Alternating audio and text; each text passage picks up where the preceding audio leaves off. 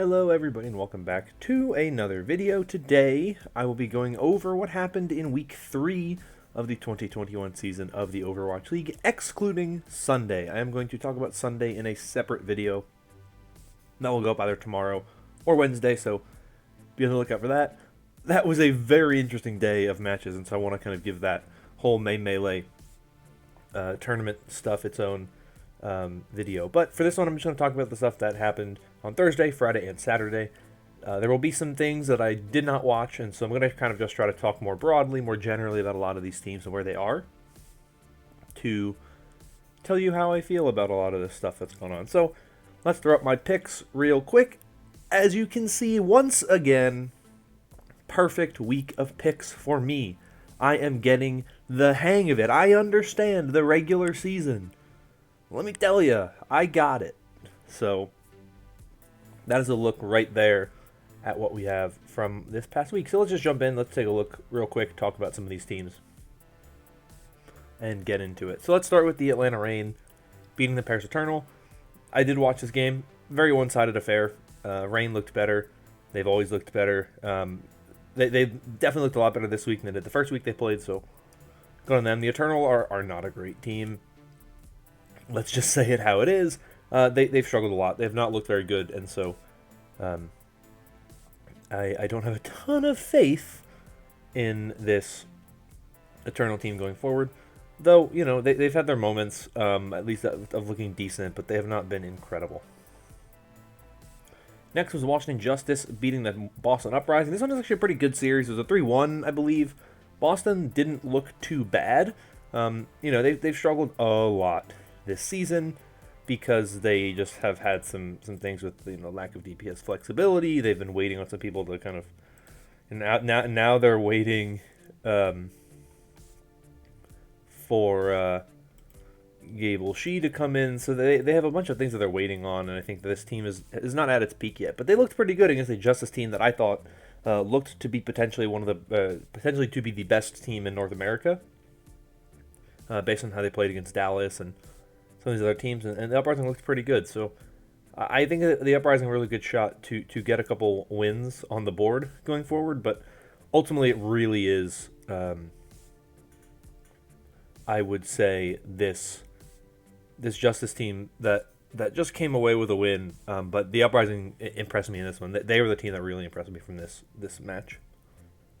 Moving on to Friday, this is the day I really didn't get to watch any of these games because I graduated college, so I think I have a good excuse as to why. I didn't watch any of Charge Valiant, but I don't think it was that surprising that the Charge won. I don't think the Charge could have a team, but the Valiant are even worse, so am I surprised this went the way of the Charge? No. The Charge at least have some talent, and they managed to take down the Valiant, so it is what it is. Seoul Dynasty versus the NYXL. This was my first big pick for last week.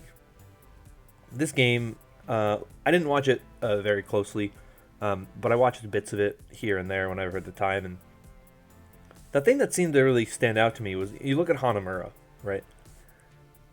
Seoul Dynasty didn't fully cap Hanamura, second point. New York had 5+ minutes in their time bank going into point B on Hanamura and lost. So they don't have a very strong offense. They did very well against Seoul on defense. They slowed Seoul down. They stopped them from getting into finishing on Hanamura, and I believe on Eichenwalde as well.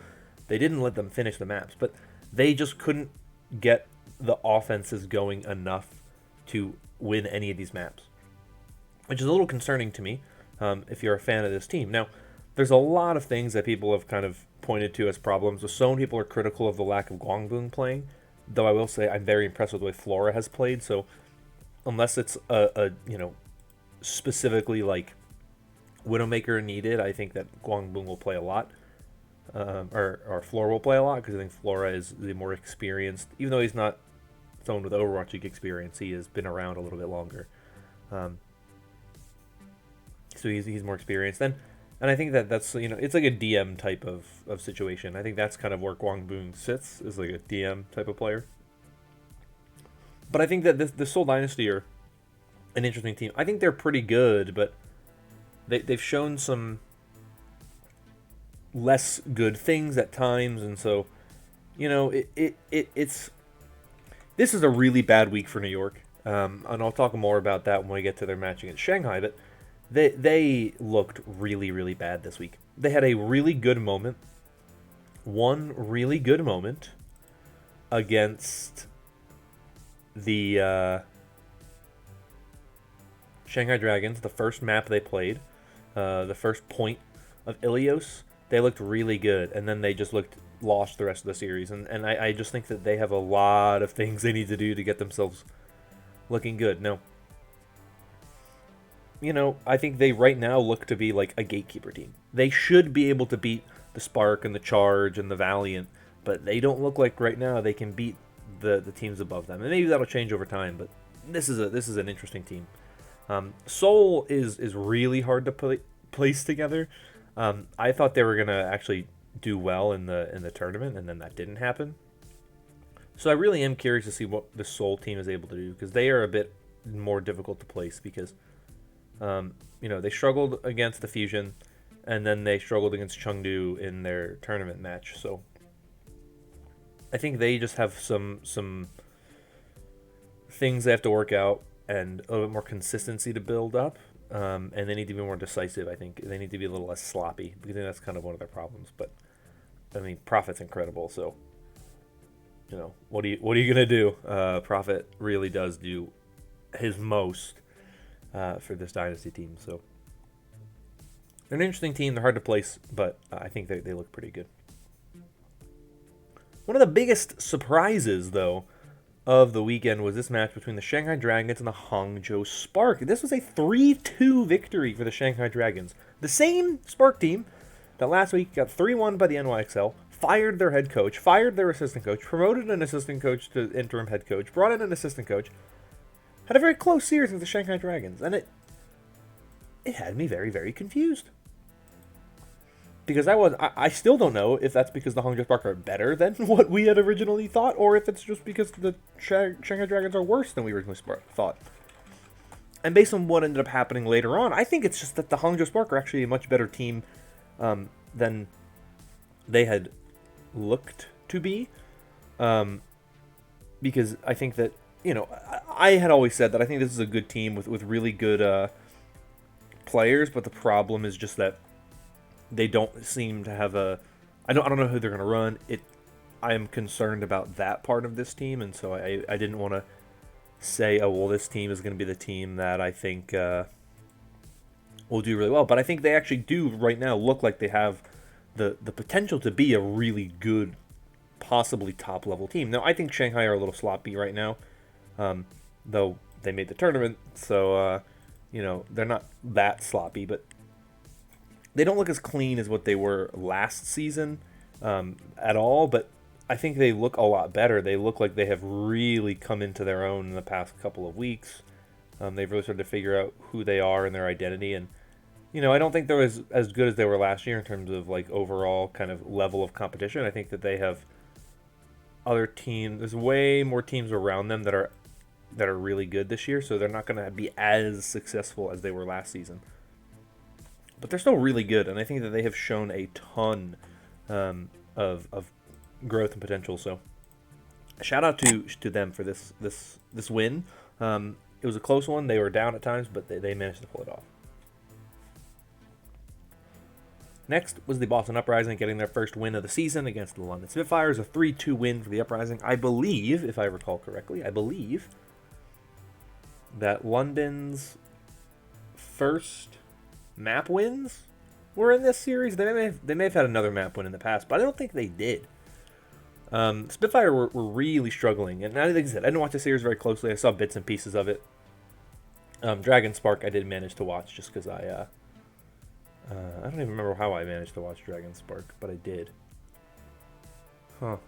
Interesting. Anyway, Uprising Spitfire, close. Uprising, I think, still have room to grow, but getting this win is good for them. They should be beating the London Spitfire, Paris Eternal, Vancouver Titans. They finally get to play one of those teams, and even with their roster uncertainty, they get a win.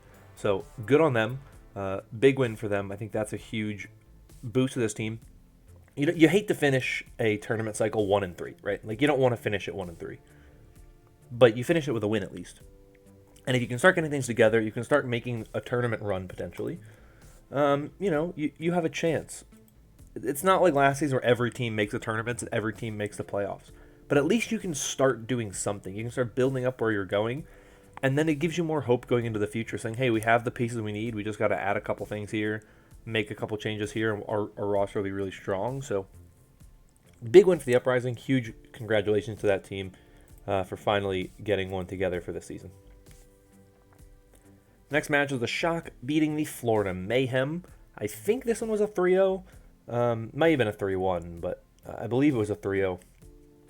I think the Shock looked really, really good overall. Granted, we'll talk about the tournament another video, but this one didn't surprise me. I thought the Shock would beat the Mayhem. I didn't actually think the Mayhem looked all that great recently. I thought they looked kind of weak. I thought they were one of the teams that was a little bit...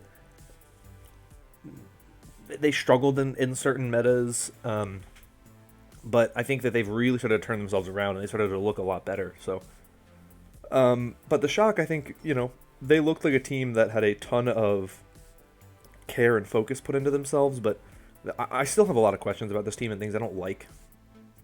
They did this during the tournament, but I also think they did this against the Reign too, but they still keep doing really dumb roster moves, and I don't understand why they're doing it.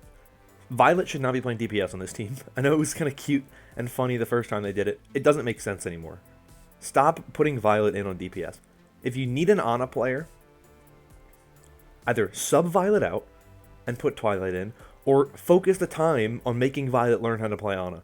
Because if you want him in every match, he should not be playing DPS when you have Glister sitting on the bench. You have 4 DPS players on this team, and you're subbing your flex support over to play DPS. It's stupid. It makes no sense. And you're always switching out like 3 players at a time as a result, because you have to switch in Super and Smurf, and then when you're switching Violet over to DPS, then you're putting Twilight in at support. It's like, it doesn't make any sense, and I think these moves are really, really dumb. So I need to see the Shock. I never thought I'd say this. I think the Shock coaching is a problem right now, because the Shock coaching are doing too much to try to be cute and try to like be cool, I guess. I really don't even know how to describe it. They're trying too much to put their stamp on the games, and it just isn't working. And I think they need to change their methods, because it's just not working out the way they want it to. But I'll move on from that one. I want to talk a lot more about the Shock when I get to my tournament video. So for now, let's just talk about my second big pick match of the week, which was the Toronto Defiant taking on the Washington Justice. Big win for the Justice. I did not get to watch this series, but it doesn't really surprise me that it went the way of the Justice. I think the Justice looked better than the Defiant. I think the Defiant were just really just benefits of an easy schedule. They didn't really play any tough teams. They played, Vancouver, London. They played Atlanta, which was a good win for them. And then they played Washington. They didn't have like a tough opponent. And that's the type of thing where you're going to see teams that probably shouldn't get into the tournament, based on like where they are overall, get in as a result because they play that easy schedule, right? We're going to see one of those every single tournament, I think. Right? Like, you can ask me who I think right now the 6 best teams in North America are, and in no particular order, I would say they're the Justice, Outlaws, Mayhem, Shock, Fuel, and Gladiators. I think those are the 6 best teams right now.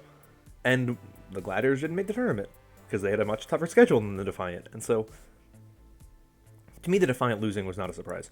The Justice getting a big win after a somewhat close game against the Uprising gave me a ton of hope and faith in where this team is going forward. I think they do look good. I think they have looked pretty good so far, and I think they should be proud of how far they've managed to get and what they've been able to do so far this season, because they have actually looked very, very good. And so, give a lot of credit to this team. They deserve it. They have done as much as they can, really, to kind of keep things going, and they look like a very strong team, and I've been very happy with the way this team has been coached and the way they've played in pretty much all of their games. They are actually a really good team, and I think they will most definitely be a tournament-bound team very, very soon. Obviously, if not for May, I think they will be a tournament-bound team one of these months. Let's move on to Saturday. I did watch these 3 games, so this the 3 APAC games from Saturday, and I tried to watch as much as I could from North America.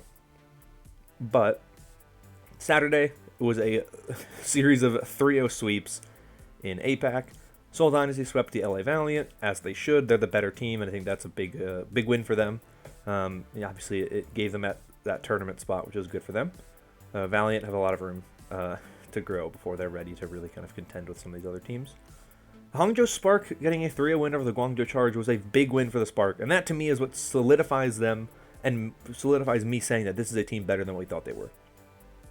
Close game against the Dragons. Tough loss to the NYXL last week, as well as a somewhat close game with the Fusion, and then a dominant win over the Guangzhou Charge. The Spark team is figuring things out.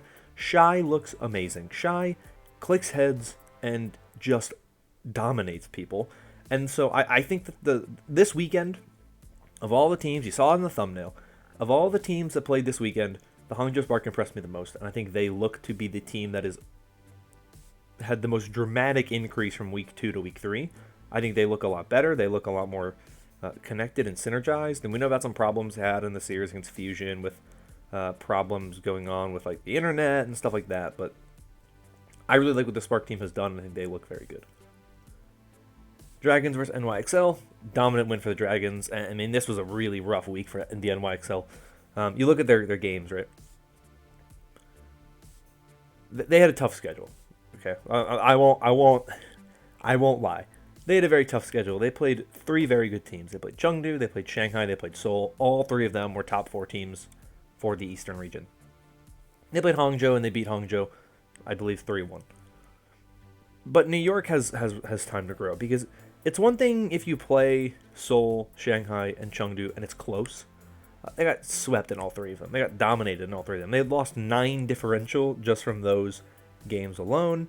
They have the worst differential of the teams that have won in APAC. They have the second worst overall, of course, better than the Valiant, but the Valiant haven't won a game, so it's to be expected. But it is not a good look in the month of May and April for the NYXL. Now, granted, it should be noted, and I want to give some credit where credit is due for the NYXL.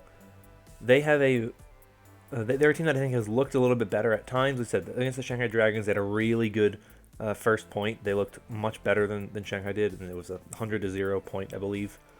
But I think that New York should look better next stage, right, or the next month of qualifiers. They play the Valiant, the Charge. They have to play Seoul again, and they play the Fusion. They could definitely go 3-1, depending on how they play against Seoul, but they should be able to beat Guangzhou and the Valiant. They definitely should look better next tournament cycle. This was their toughest kind of entry into the season, and I think when you give them time to hopefully kind of regroup and get prepared for another season or another month, I think they should hopefully look better. But the Dragons definitely starting to get things together when it mattered, getting that win against the NYXL, so that's a good win for them. You can't complain about getting a win, so good win for the Dragons. The NA games on Saturday, Mayhem beat the Eternal, no surprise there. Defiant beat the Spitfire, no surprise there, right? These are 2 teams that are good, they have looked good, and they're playing opponents that are significantly weaker than they are. So a big win is a big win for either of these teams. Of course, helps them get better positioning in the tournament. They actually played each other when they made the tournament, so that's always a good thing for them. But yeah, I think these are 2 teams that I've enjoyed watching. The Mayhem are a team that I think have definitely shown improvement as they've played, and OG has been definitely one of the biggest places where that's true. OG has looked a lot better this season than he did last season. I think he is really, really, really coming into his own. Toronto, I think, still have some room to grow in their DPS and tank line. I think Sato's good. I like to see more from Michelle kind of synergizing with Sato. And I want to see more from Neist and Hisu. I think they both have kind of struggled at times. So for me, I just want to see more out of these 2 teams. But the Mayhem, I think, have really started to look a lot better. And I think a big part of it is their support line is really good. And I think that helps a ton enable OG to perform really well. Helps Gargoyle out a lot. I actually think, I will talk more about this. I keep saying this. I'll talk more about this in my tournament video, but I think that the tank lines in North America have gotten significantly better, and I would not have put OG Gargoyle very high on that list, but based on the way they've been playing recently, I think I would put them probably top 5 in North America right now. I think they've looked very good. I thought Muse and Space would be better than this tank line, but I don't think they are. I think this tank line looks better. I think that you think about like the best tank lines. I'm looking at the Dallas tank line, the Washington tank line, the Houston tank line, the Shock tank line, probably. I think Choyobin has looked very good, but I think the main tank switching has kind of been a bit of an issue for the Shock this season. So, yeah, it's interesting. But I think the Mayhem tank line are certainly looking to be one of those top level tank lines. And then with like the Defiant Spitfire series, I didn't really watch any of this one, so I really didn't get to see much Defiant this weekend, unfortunately. So I didn't really get to learn a lot about them and how they looked. The final match of the weekend, in quotation marks, was the Shock against the Reign. It was a 3-2 victory for the Shock. And I think this was kind of the sign that the Shock were not this invincible team. Once again, they have been continuing to do this thing where they're switching players in and they're doing all these positional swaps that don't make any sense, that they shouldn't be doing. They're only hurting themselves doing it, and I think that they need to take a step back and realize that that is not a smart idea and it's not a smart strategy, and they need to just invest in focusing on putting Glister in when they need that hit scan DPS, because it's not working. And they've been struggling a lot to figure it out, I think, based on some of their coaching decisions. And so this is a game that really, for me, kind of spells a lot of the future for this Shock team. The Reign looked good. They looked a lot better than what they had in some of the last week when they struggled, or week 1 when they struggled to get, anything going. I mean, they looked against Toronto and then fell flat, and they didn't do anything against the Mayhem, so I think the Reign really are looking much better, and I think this is a team to keep your eye out on, because I think that they will start getting some things together going forward. When they have to play the likes of the Titans and London, Paris. I mean, they played Paris already, but Boston, they should be winning those games. And so the Reign do have a good shot at making tournaments going forward because of just the talent on their roster. And they're 1-3, but their differential is only -1. They're a good team. They've struggled, but they're good, and they should be feeling pretty good about themselves going forward. So that's it for this week. I know a little bit just speculative in a lot of cases. I'm not going to go over the standings because the standings are really confusing right now. So I'll save those for the tournament video if I go over them at all. But yeah, that's it for me. Let me know your thoughts on what happened this past weekend in the comments down below. But I'm going to get out of here. Thank you so much for watching. If you enjoyed, consider liking and subscribing for more content like this in the future. And until next time, bye-bye.